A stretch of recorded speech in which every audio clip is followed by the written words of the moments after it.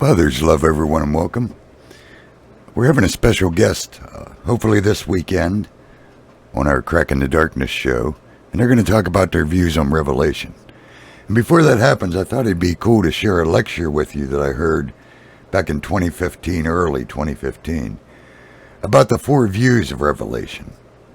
So I think it'd be sort of cool to wrap our head around the four views of Revelation before our guest comes on. So kick back and relax, and let's see what the Spirit can teach us about the four views of Revelation.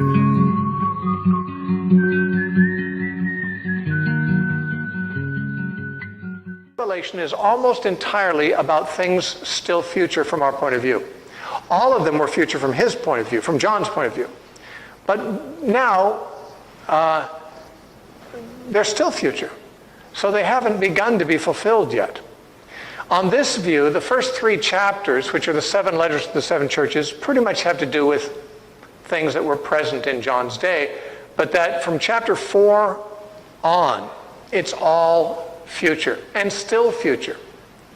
Now, they see the book dividing into 3 main segments, and these segments are defined in Revelation 1:19, where Jesus says in Revelation 1:19 to John, "Write the things that you've seen, the things which are, and the things which will come to pass after these things."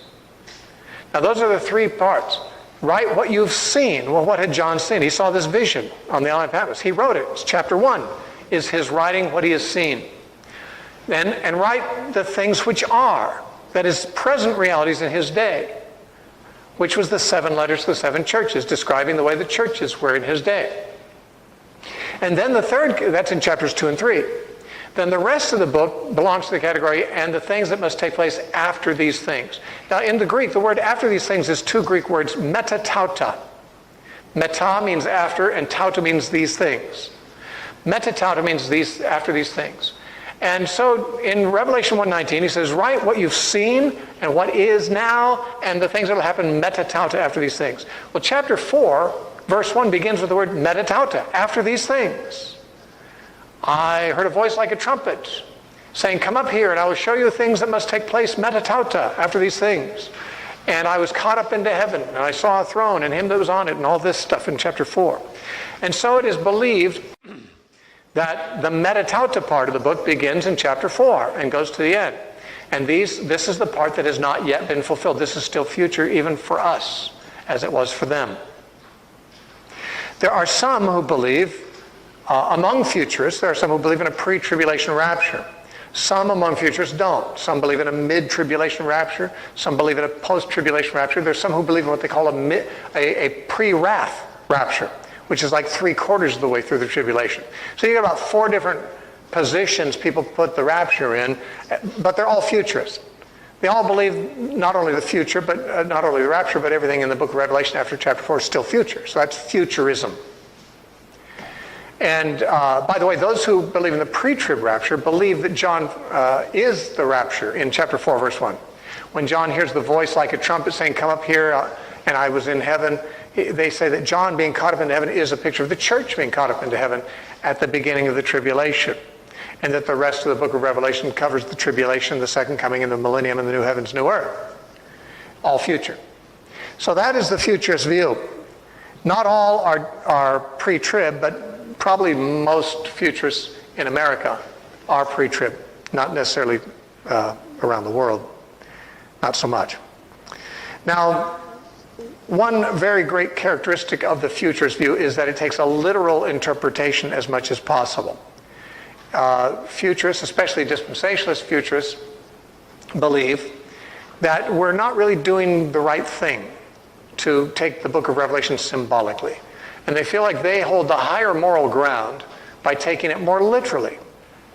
And so they argue that, when 1/3 of the ocean turns to blood and 1/3 of the fish die and 1/3 of the ships sink and so forth, that's literally going to happen to 1/3 of the oceans of the world at some point.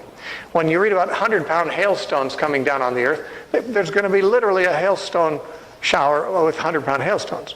And so they argue for this literalness of it. And they consider that they are the best interpreters because they alone do that. All the other interpretations take these things symbolically. But what's interesting is that even the futurists take most of the book of Revelation symbolically. They don't know it, they just don't think about it. Like the beast with 7 heads and 10 horns. They think that's a man. They think it's going to be a future world dictator. But if it is, it's not a beast. It's not got 7 heads or 10 horns.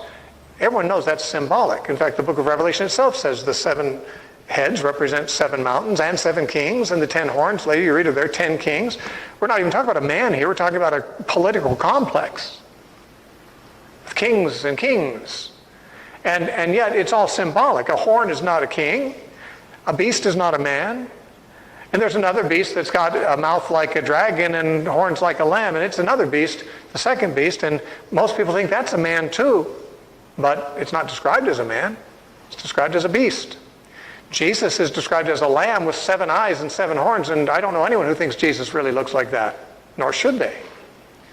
Even Jesus returning on a white horse in chapter 19 is often, recognized to be symbolic, since we don't know if there's horses in heaven, He didn't leave on a horse, and he's going to come back the same way he came, the same way he left, according to the angels in Acts chapter 1. He's going to return in the same manner.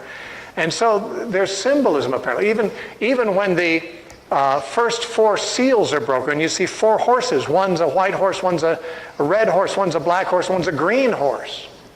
And the riders on these horses are symbolic for things. In fact, you can clearly see it when you get to the 4th horse, because the rider is death riding on the horse, personified as a man riding a horse, death. And then you've got Hades there following, another man named Hades. Well, Hades and death are not men. They are concepts or places or something, but they are not men. They don't ride on horses. And actually, I don't know anyone who really believes the 4 horses really are 4 literal horses. Most of them say, well, this one represents the Antichrist, this one represents war, this one represents famine. They recognize this is symbolism. And why not? It's apocalyptic literature. The only thing is that everybody takes much of the book of Revelation symbolically. It's just that futurists take some things literally that other people don't. And then they congratulate themselves that they've taken the higher moral ground because they're taking a more literal approach. But really, the things they take literally are chosen almost arbitrarily, as opposed to things they don't take literally. And the things they don't take literally, they still say they take literally, because they've been taught this is the literal interpretation of the book of Revelation. But when you say, what about the beast? Well, it's not, he's not a beast, it's a person, but it represents. But when they say represents, it's not literal. A symbol represents something. This is symbolic, just like all apocalyptic literature. Haman and Mordecai were not 2 dragons, but they were in Mordecai's dream. Esther is not a river, but she was in Mordecai's dream. This is apocalyptic imagery, very common. And so, the dispensational view especially, but all futurists tend to be able to take some things more literally. And that's really, I think, one of the advantages of the view at one level, because we tend to take things literally, and you're going to basically be able to convince more people of futurism if they tend to take things literally, and Westerners do. Modern Westerners don't read apocalyptic literature as a rule, and we do tend to be more literalistic. It's a sort of a Western way of thinking, a Greek way of thinking that we've picked up in our culture. And therefore, if someone says, well, the Bible says literally 100-pound hailstones are going to come from the air. Well, it doesn't say literally 100-pound hailstones, it says 100-pound hailstones. It doesn't say literally.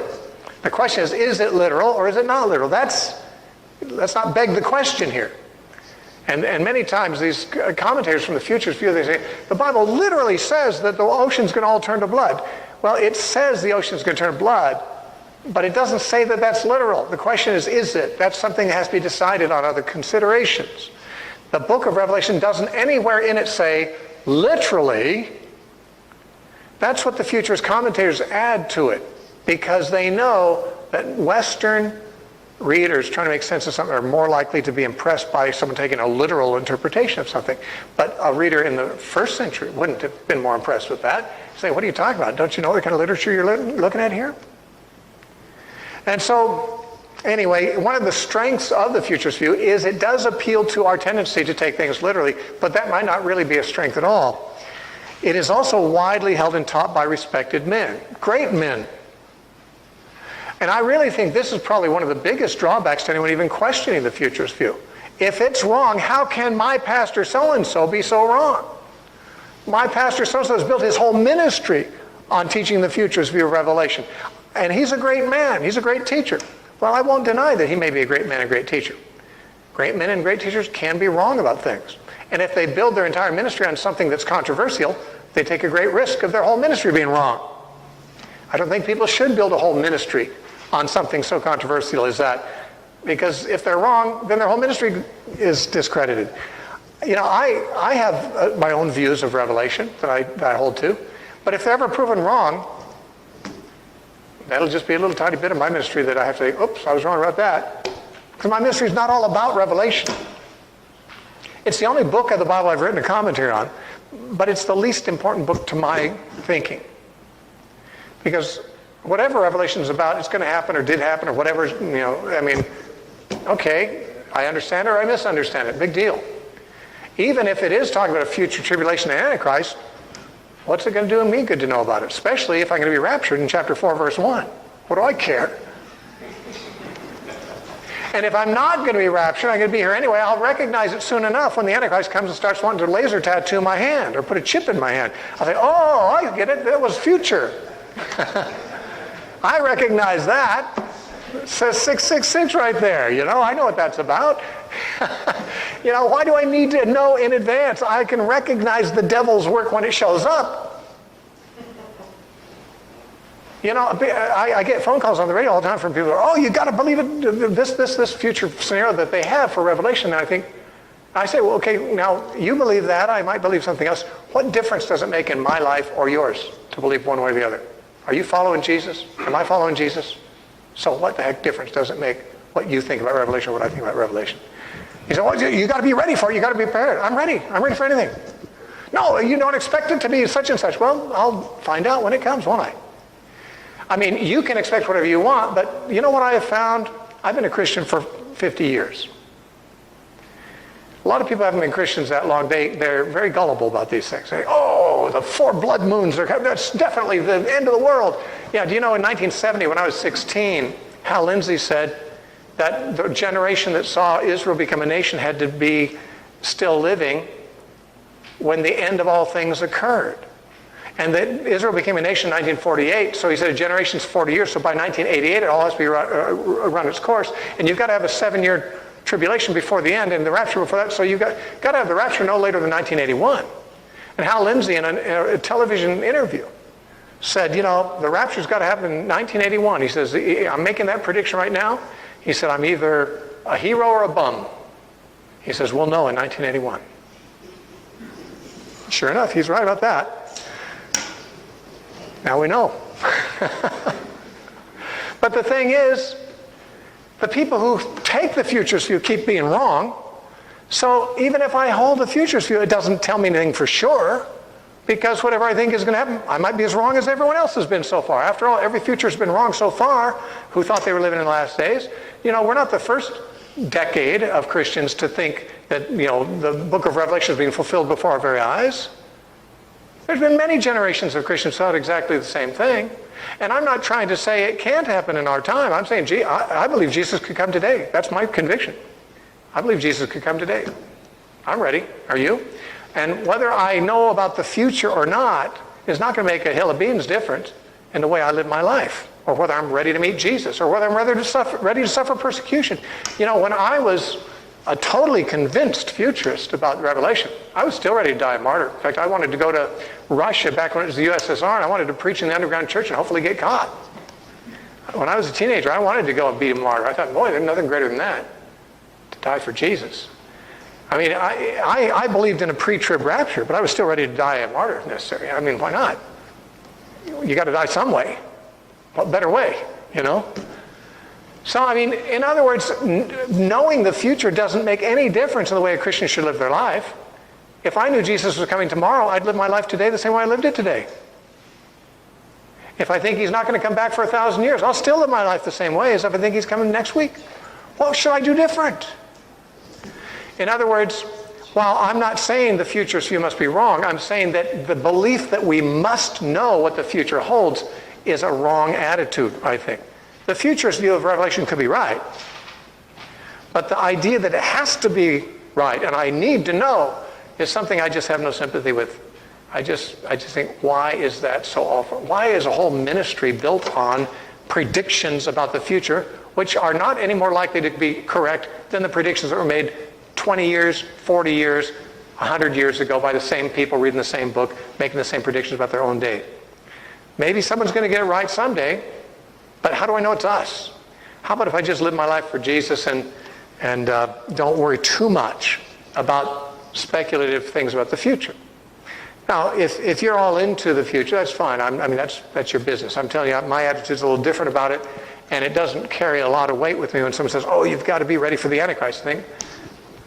I thought you said I'm going to be raptured before then anyway, so why do I even have to know who the Antichrist is? I don't even have to care, right? But it is widely held by respected teachers. What many people don't know is it's only been widely held for a very short time. And those teachers were trained in it by teachers who were trained in it, by teachers who were trained in it, by teachers from denominations that officially hold this doctrine called dispensationalism in most cases. And that view arose in 1830. Now, futurism didn't. Dispensationalism is a certain brand of futurism that most futurists hold to today, but not all. Dispensationalism arose in 1830, but futurism rose earlier than that. Because the historicist view, remember I said the historicist view is the Protestant view for so long. Why was it called the Protestant view? The historicist view teaches and taught that the papacy is the beast. We'll talk about that in a moment. But because the reformers were all historicists, and they all taught that the papacy, the popes, are the beast, this kind of made the Pope look bad in their preaching. And so there was a Jesuit named Francisco Ribera in the late 1500s. Francisco Ribera, a Spanish Jesuit priest. And he was concerned about the Protestant teaching that the Pope was the Antichrist. And so he wrote a commentary on Revelation and said, no, the Pope's not the Antichrist. The Antichrist is a man who's going to arise in the end times in the last 3.5 years.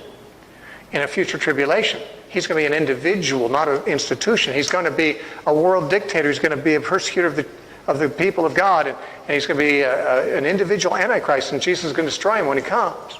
That's what Francisco Ribera wrote to redefine the Antichrist from being the Pope to being something that hadn't yet arrived. This was the beginning of the futurist view, and everyone who studies it knows this. Many futurists know this. Francisco Ribera is the founder of the futurist view in the late 1500s. No Protestant would touch that view with a 10-foot pole for about 200 or 300 years because they saw it as a Catholic view which was invented simply to rehabilitate the image of the Pope. And Protestants weren't interested in playing that game, and so Protestants refused to get into the futurist view. What happened is in the year 1827, a man technically Protestant, his name was Samuel Maitland. He was the librarian to the Archbishop of Canterbury. Archbishop of Canterbury is to the Church of England what the Pope is to the Church of Rome.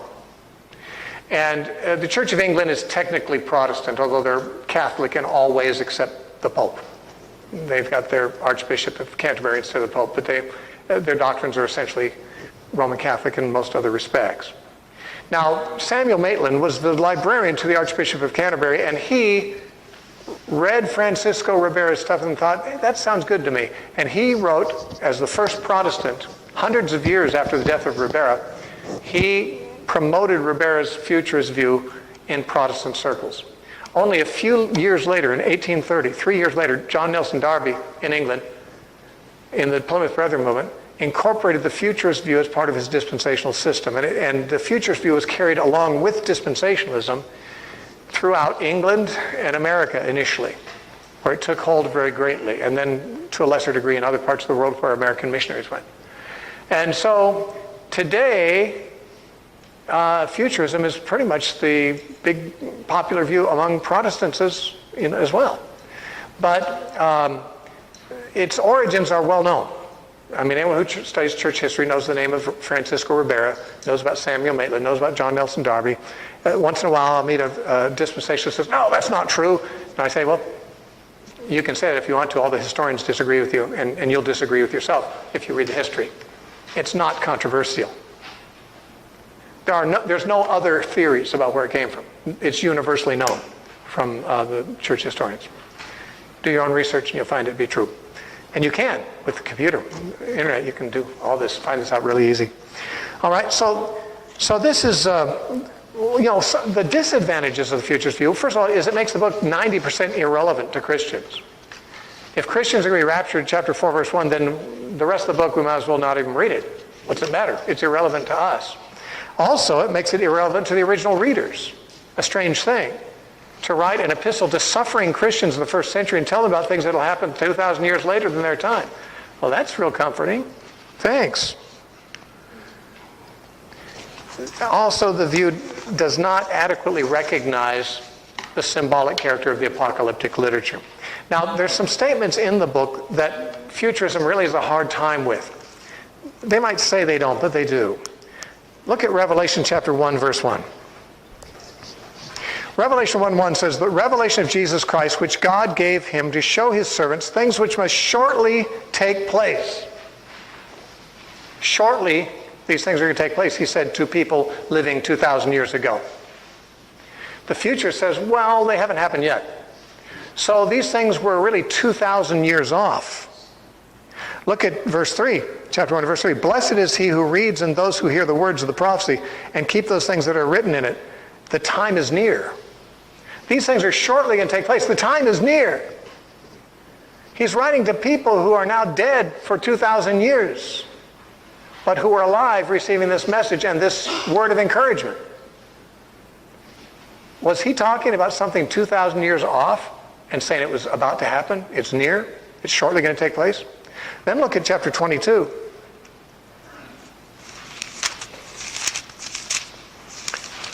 Chapter 22, very interesting, verse 10. It says, and the angel said to me, John says, do not seal the words of the prophecy of this book, for the time is at hand. Well, we've heard already the time is at hand, but he said, don't seal the words of the prophecy of this book. This is directly in contrast to Daniel chapter 12. Where Daniel said, what are the end of these all things? And the angel said, don't worry about Daniel.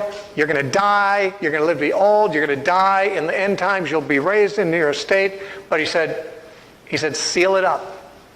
It's not for your generation to worry about. Seal up the words of the prophecy, Daniel was told. John is told, don't seal up the words of the prophecy. The time is near. Now, I mean, it's very clearly a contrast. Daniel's prophecies were not going to be quickly fulfilled, so he's told to seal the book up and put it away for a while. Another generation would benefit from it. John is told, don't you dare seal this book. It's coming now. It's near. And therefore, there's this note of urgency throughout the book.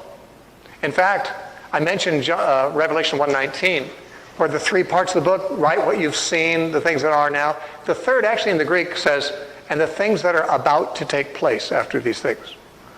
Actually, the Greek word is mello, M-E-L-L-O. It means about to take place. About to is what it means. It says, write the things that are about to take place. So certainly, John has the impression and gives the impression, and it's the angel speaking to him that gives him that impression, that these are things that must shortly take place. The time is at hand. Don't seal the book up. It's near. It's about to happen. Now, people who hold to the futurist view really have to do something with verses like that, because they're saying it wasn't about to happen. It was 2,000 years off. Now, of course, the easiest answer that you usually hear about this is, well, you know, a day to the Lord is like 1,000 years. And 1,000 years is like a day. So really, even though it's 2,000 years off, it was really only a couple days off as far as God wasn't lying when he said the time is near. It's only 2 days, like a day is 1,000 years. Now, my answer is this. If the book was written to God, then it could use his time period to communicate its message. But, however, if it's written to God, even 1,000,000 years would be near. And if we're saying it's near as God reckons time it's near, You might as well say nothing at all about the time, because as God reckons times, 5 million years might be near. It tells us nothing about when it's going to be fulfilled. Why all these references to when it's going to happen when it's really some, indistinct, almost infinitely large distance of time could be? It's more confusing to say anything about it at all. Why not just say these things are going to someday happen? Why keep saying it's about to happen, it's shortly going to take place? Don't seal the book. Its time is near. This is not written to God, it's written to people. And people do not think of 2,000 years as a short time. And if a suffering church is given information, don't worry, these things are going to happen soon. And they're comforting things. And they die and go to heaven and say, it's 2,000 years off. Sorry, I thought you'd know that. I don't think they would know that. Now, some futurists say, well, shortly doesn't mean shortly, like soon. Shortly means quickly. And they say it doesn't mean it's going to happen soon from John's point of view, but when it does happen, it'll happen in a quick, rapid way. Well, that is true about the word shortly. The word shortly can mean quickly.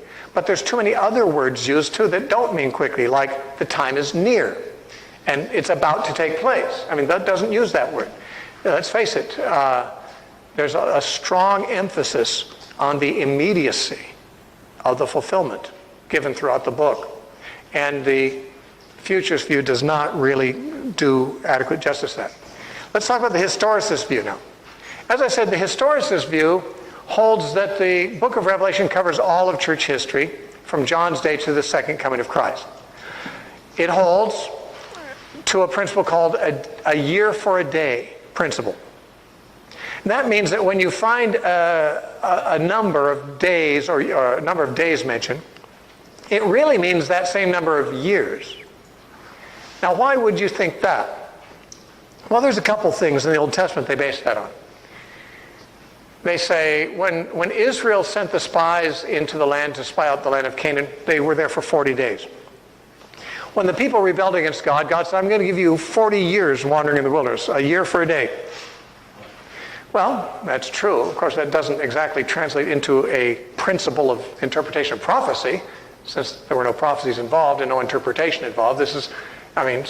God made their wandering in the wilderness a year correspond to each day that they spied. But that hardly gives us a principle to interpret prophecy by.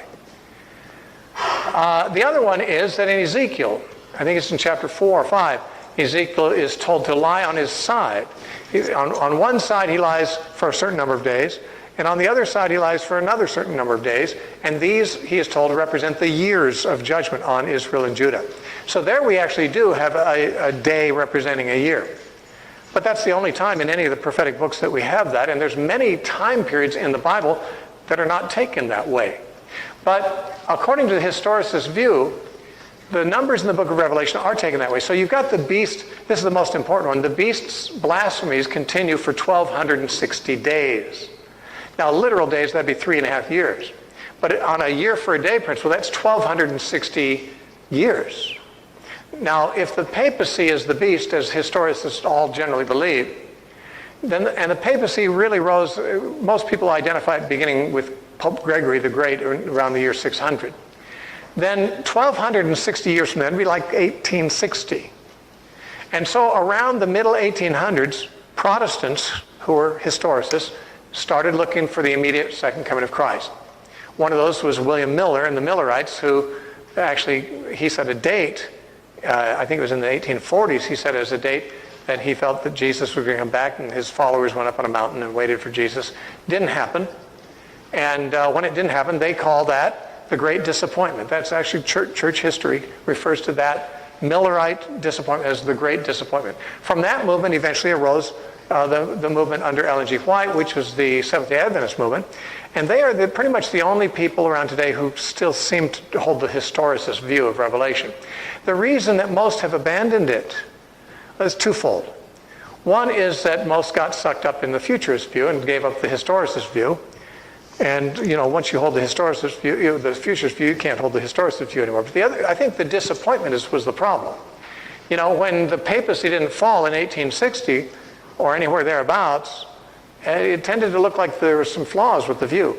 Also, this view holds that the seven seals are the fall of the Western Empire of Rome to the barbarian invasions, that the 7 trumpets are the fall of the Eastern Roman Empire to the Saracens and the Turks, and that the 7 bowls of judgment in chapter 16 are a reference to the French Revolution.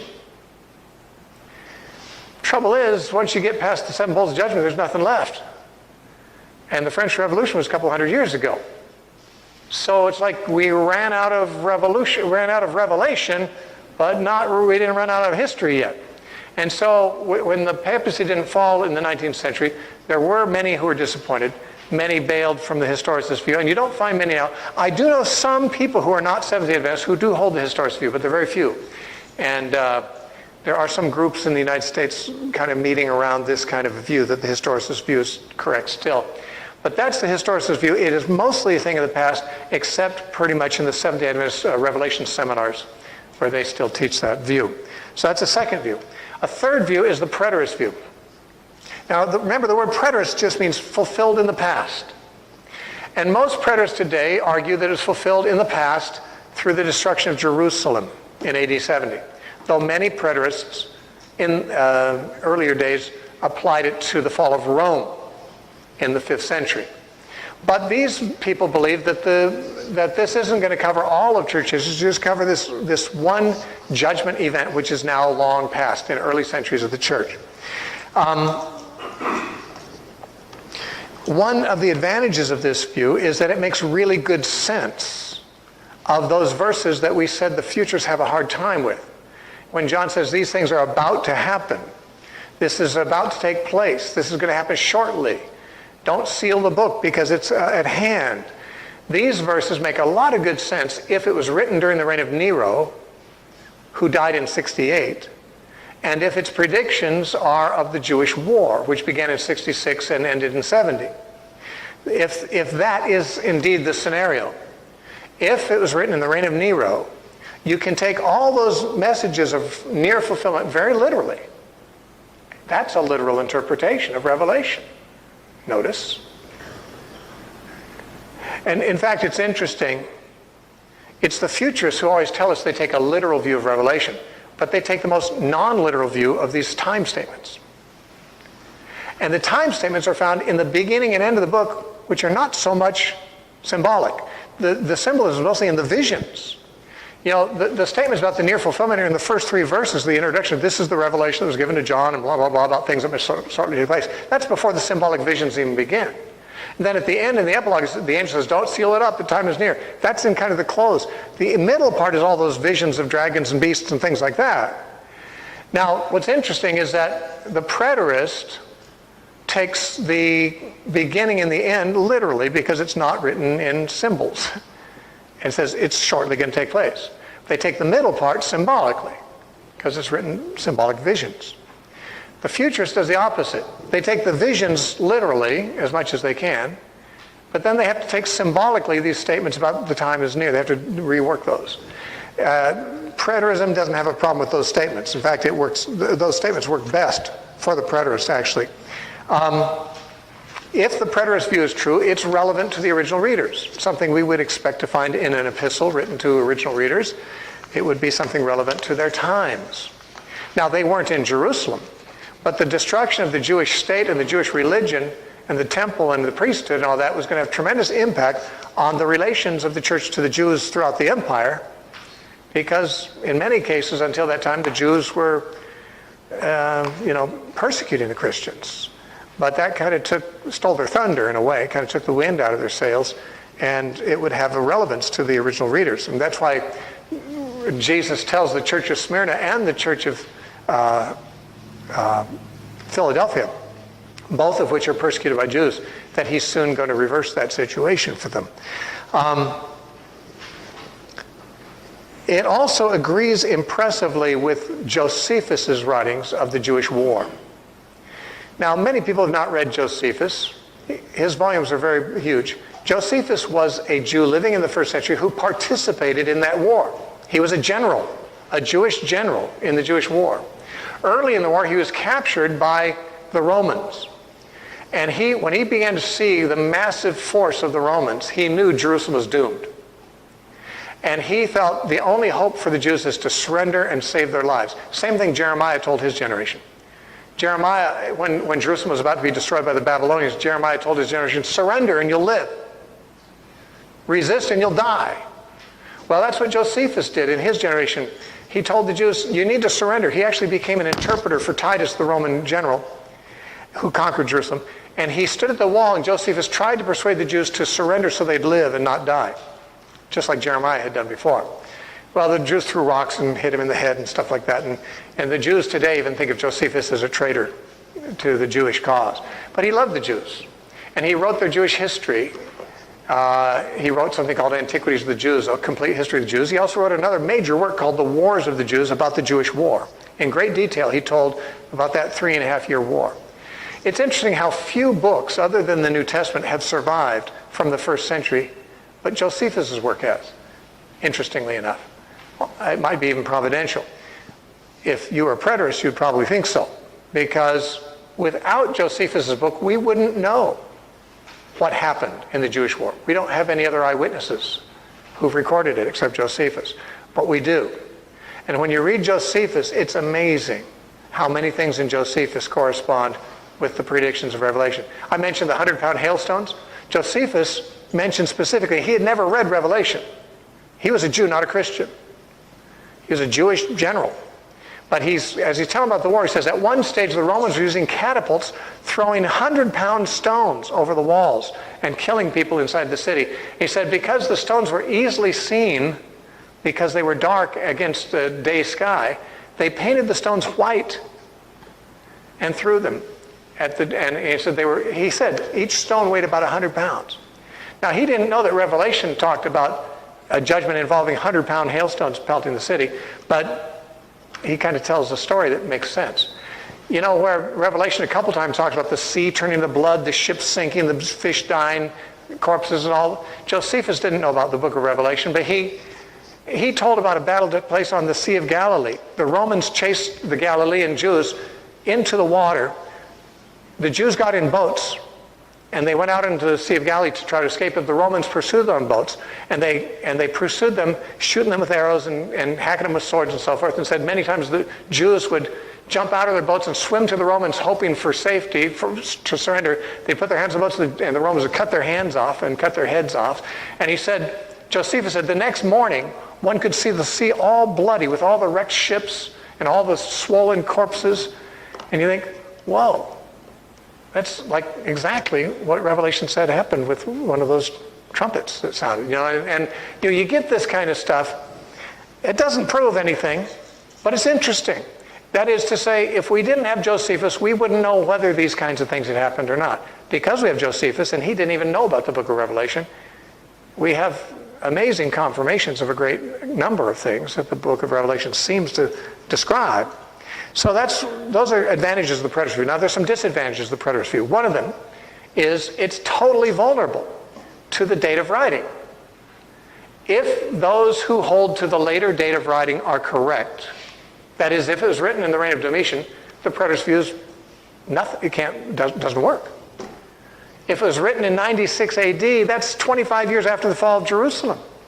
Certainly the book of Revelation would not be written prophesying an event that happened a quarter of a century earlier. The only way that the preterist view can be correct is if it was written before 70 AD. That is possible, but disputed. It remains a matter of dispute, and that's why I went over the material earlier. There are some arguments against it and arguments for it. And the preterist view depends 100% on the early date. If the early date is not correct, the preterist view is not correct. And the preterist view is the only view vulnerable on that point, because all the other views could be correct whether it was written during the reign of Nero or the reign of Domitian. The futurists could be right no matter when it was written. The historicists could be right no matter when it was written. Even the idealists, as we'll find, could be right no matter when it's written. But the preterist cannot be right if it's written in the later date. And that's why the reign of Nero as the date of writing is so important to the preterists. It's not as important to anyone else, because of course the whole preterist view stands or falls on that date being legitimate.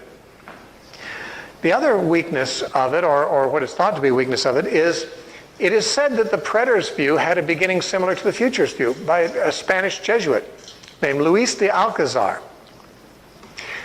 It is true, late in the 16th century, just like Francisco Ribera wrote the first futurist view, another Jesuit named Luis de Alcazar wrote a preterist commentary on Revelation. His teaching was that the first half of the book was fulfilled in the fall of Jerusalem, and the second half of the book was fulfilled in the fall of Rome. Now, he was doing it for the same reason that Francisco Ribera was doing it. They both wanted to rehabilitate the Pope because the historicist view of the Protestants was the dominant view among Protestants, and it was very convincing. And therefore, to help the Pope out and try to make it seem like the Pope isn't the Antichrist and that the book of Revelation isn't about the Pope, just like Francisco Ribera turned the Antichrist into a future figure, Luis de Alcazar made the book of Revelation about things earlier, preterist. Now, some people say, well, the preterist view then, it's got as shaky a foundation as the futurist view. Both views were started by Jesuits trying to defend the Pope. But there's one difference here, and that is that Luis de Alcazar was not the founder of the preterist view. There were preterists long before him. 1,000 years before him, there were preterists. For example, in the 6th century, 1,000 years before Alcazar, there was a commentator, Christian commentator on Revelation named Arethusa. There was another one named Andreas of Cappadocia. Both of them took a preterist view of Revelation. I've got some quotes here from Arethusa. When he's commenting on Revelation 6:12, he said, some refer this to the siege of Jerusalem by Vespasian. Some in his day thought that Revelation 6:12, which is the sixth seal being broken, was a reference to the fall of Jerusalem or to the siege of Jerusalem in the days of Vespasian. That's in 70 AD. On Revelation 7:1, where the 144,000 are sealed, Arethusa writes, quote, here then were manifestly shown to the evangelist what things were to befall the Jews in their war against the Romans in the way of avenging the sufferings inflicted upon Christ. That's a preterist view. That this was a judgment of God on the city that had crucified Christ. And Jesus had predicted that not one stone would be left standing on another when their enemies would come. Jesus predicted that in Luke 19. He wept over Jerusalem. So, Jerusalem, Jerusalem, if only you had known and those things that are for your peace, but now they're hidden from your eyes. Now, he says, your enemies are going to come and cast a siege around you, and they'll level you to the ground, and your children within you, not one stone will be left on another. And that happened in 70 AD. He said the same thing when he left the temple in Matthew 24, verse 2. He said, do you see this temple? Not one stone's going to be left standing on another. It'll be all thrown down. That happened in 70 AD too. So, in other words, that view of Revelation was taken by Arethusa. At Revelation 7:4, Arethusa wrote, quote, when the evangelists received these oracles, the destruction in which the Jews were involved was not yet inflicted by the Romans. In other words, Arethusa said this was written before AD 70. And he said it was about that. So even if it is true that Luis de Alcazar wrote a preterist commentary on Revelation, he was certainly not the first. 1,000 years before him, Arethusa did, and another guy, Andreas of Cappadocia, around the same time wrote one. And so, of course, we don't know, whether preterism is true or not it's got to be decided on a different basis than any of that. But the truth is that while the futurist view really did arise in the late 1500s from Francisco Ribera, the preterist view did not originate with Luis de Alcazar. It was around a long time before he was ever born. It may not have been the original view of the early church. For example, we read a quote from Irenaeus before our break. He apparently was not a preterist because he thought the Antichrist was still future and he was writing in 170, But he thought it was coming in his day. Actually, Irenaeus believed the number 666 stood for the word Latinus, which means Roman. So, Irenaeus did believe the Roman Empire was the beast. So he would have been like seen, he would have been seeing it as fulfilled kind of in his time, but he lived a long time after the fall of Jerusalem, and he didn't recognize it in a preterist sense. So some of the church fathers did not, and some did. Irenaeus did not. Arethusa did, and Andreas did. Okay, now the last view to consider is the idealist view, and as I said, this view is different from the others in that the other views try to assign a time of fulfillment of the prophecies, either in the future or in the past or spread out over the whole age of the church. The idealist view doesn't do that. The idealist view says, there's certain timeless truths that are always true at all times, and these visions are simply symbolic descriptions of those truths. Well, what truths? Well, truths like the sovereignty of God. Throughout the book of Revelation, you see God sovereignly bringing judgment, sovereignly raising up and bringing down. God's sovereign activity in the world is a main theme of Revelation. They say, well, that's a truth all the time. And we see that depicted in these symbolic visions. The spiritual warfare between Christ and Satan and between the church and Satan is depicted. That's an ongoing thing for all time. It's not certain events. It's like a reality, timeless reality. And so the idealist view holds that things like that, the sovereignty of God, the spiritual warfare, the victory of Christ over the powers of evil, the vindication of the martyrs in heaven, these things are always true, and they're come up again and again in the book of Revelation. So the view would be sort of like taking the book of Revelation to be sort of like maybe we would take Pilgrim's Progress. How many of you are familiar with Pilgrim's Progress? You should be. It's the most widely read book in the world besides the Bible. John Bunyan wrote it. He was a Puritan writer. He wrote it in jail. Because it was illegal in England in his day to preach the gospel outside of church. He was outside of church preaching the gospel. He went to jail. While he was in jail, he wrote a book called Pilgrim's Progress, which, as I say, is the best-selling book in the world besides the Bible. And should be. It's an incredible book. It begins, I dreamed, and I saw a man with a burden on his back. And he seemed to be very disturbed and very despondent. And he talked about this man, how this man was visited by somebody named Evangelist, who brought him a scroll, and he saw the gospel. He said, go to this wicket gate and go through there, and you'll find a cross there. You go to the cross and your burden will fall off your back. And so he went through there. He had to go through the slough of despond, and one of his companions that started out with him, Pliable, started going with him, but turned back from the slough of despond. And after he got through past the cross, he took the path to the celestial city, and he met Worldly Wise Man and Mr. Legalist, and he met all these people, none of whom are real people. The story's not historical, but no one can have any trouble seeing what it's teaching. Everyone in it symbolizes some spiritual truth. And the book is an incredibly profound allegory of the Christian life. Totally edifying. If you haven't read it, shame on you. Get it and read it, The Pilgrim's Progress. When you do, you'll see a book that's similar to what the idealists think about the book of Revelation. The idealists think this is not talking about a true story. It's not talking about specific events. It's talking about Christian truths that are depicted in these dramatic ways. That Christ is the victor, that Satan is the loser, that there's a spiritual warfare between Christians and the devil, and they triumph over him by the blood of the Lamb and the word of their testimony, and they love not their lives to the death. And when they die, as far as they're victorious in heaven, reigning on thrones with Christ, and blah, blah, blah, blah, all this. Now, see, this is the idealist view.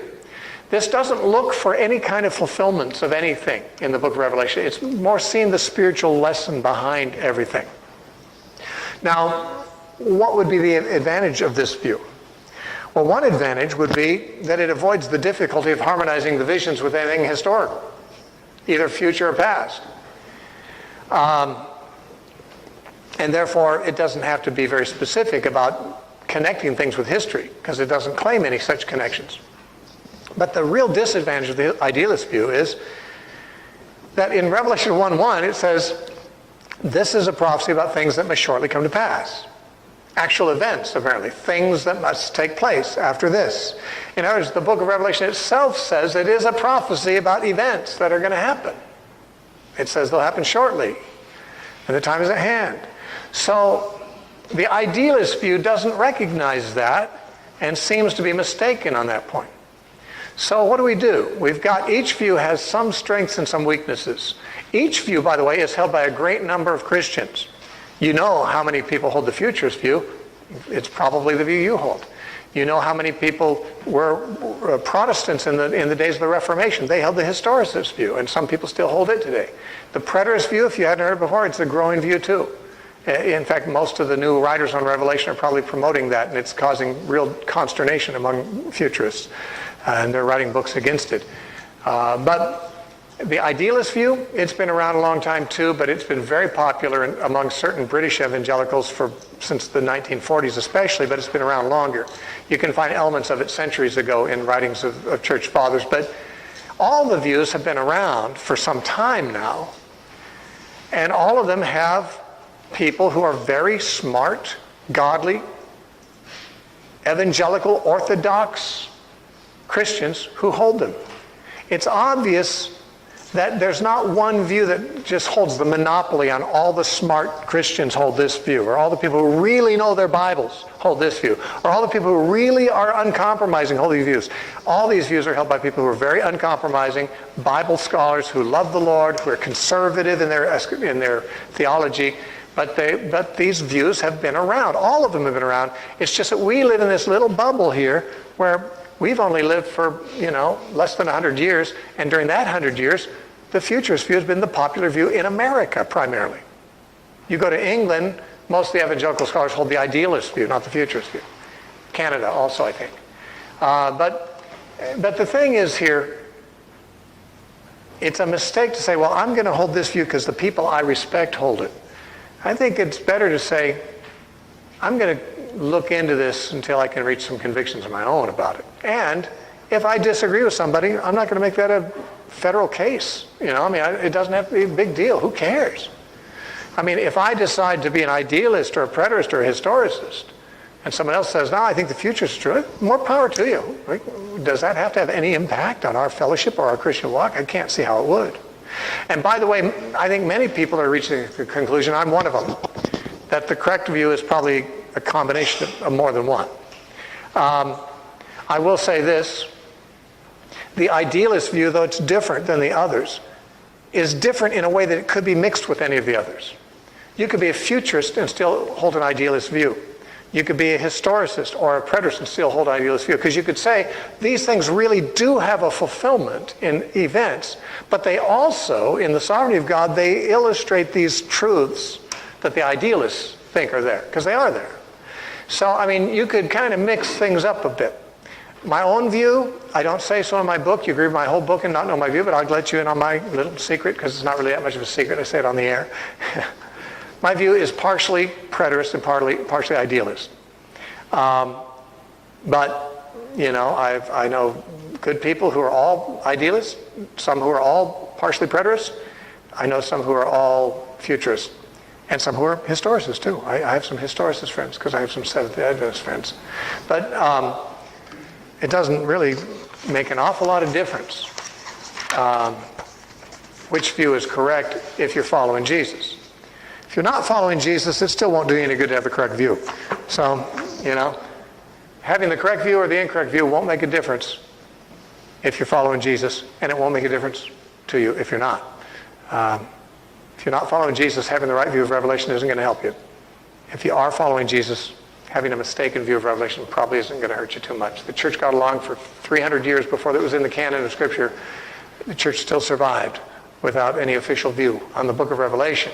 But it's fascinating, and I believe, the Bible says in Proverbs, it's the glory of God to conceal a matter, but the honor of kings is to search out a matter. And so having said all that I've said about, it doesn't really matter what view you take, I still think I'd rather know what's true than not. And so I'm going to still search. It's just not going to be the main focus of my search. There's things more important than my understanding of Revelation. I believe that following Jesus, I think understanding the Sermon on the Mount has a lot more to do with the way we live than understanding the book of Revelation. And I think a lot of people who are really immersed in the book of Revelation and speculation stuff, they're really kind of ignoring the Sermon on the Mount in a big way. Some things are practical, and those things we're going to be held accountable for. Things that are theoretical or abstract, there's some benefit in knowing them, I'm sure. But I don't think we're going to be held that much responsible. The Bible says that when we're judged, it says this in Revelation, can be judged according to our works, and so not by our opinions about Revelation. So when you get to the pearly gates, if you believe in such pearly gates, and Peter's there, if you believe Peter's going to meet you there, he's not going to say, okay, your name's rank, serial number, and view of Revelation. If you check all the boxes right, you're going to get into heaven, otherwise not. Your view of Revelation has nothing to do with how you're going to get to heaven. And so You might say, but now I'm confused. Let me give you a little bit of, we're going to close right now because it's 9:30. We're going to close by this. You don't have to be confused. There's an option, an alternative to being confused. You can just be undecided. I'm not confused about anything, but I'm undecided about a lot of things. Confused and undecided are two different things. Undecided means I'm not really sure which one's right, but I'm not sweating it. I'll keep looking into it till I know more. I'm going to keep researching it. When I know more, I'll know more. Being confused means I have to know it, I can't figure it out. And it's like a disordered state of mind. You know, it's you're ill at ease and you're freaking out. Confused, not necessary. You can refuse to be confused. Just remain undecided until you know. And maybe you already do know. Maybe you're not undecided. But for those who feel confused, I'd say choose undecided instead of confused. It's a much nicer way to live. All right, let's pray. Father, I thank you for these good people who sat so long to listen so much. And I believe probably in most cases they did so because they really care to know what your word teaches and want to understand, as I do, what this book is about and what every book of the Bible is about. We want to know your word and understand it. We want to live by it. And I pray that as we go through the remainder of our lives, as we continue to study your word, that things will become clear that are not yet clear as we sit here. Some things may be really muddled in our minds at the moment, but they can become clear as we continue to wait on you, meditate day and night on your word, pray for your Spirit to give us enlightenment, and live contented with what you're willing to show us now, and patient to wait for what you want to show us in the future. And I pray that your Holy Spirit will superintend our thinking on all these things and lead us into all truth as Jesus promised. And we ask it in Jesus' name. Amen. Amen, brothers and sisters.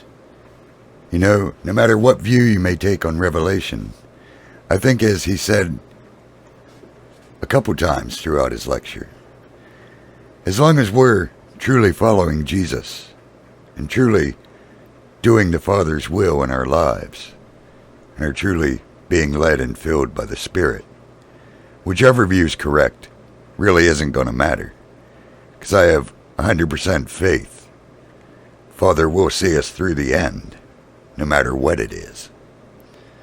Don't forget to pray for the children, our fellow brothers and sisters around the world, and those still lost in the darkness so they too can see the light.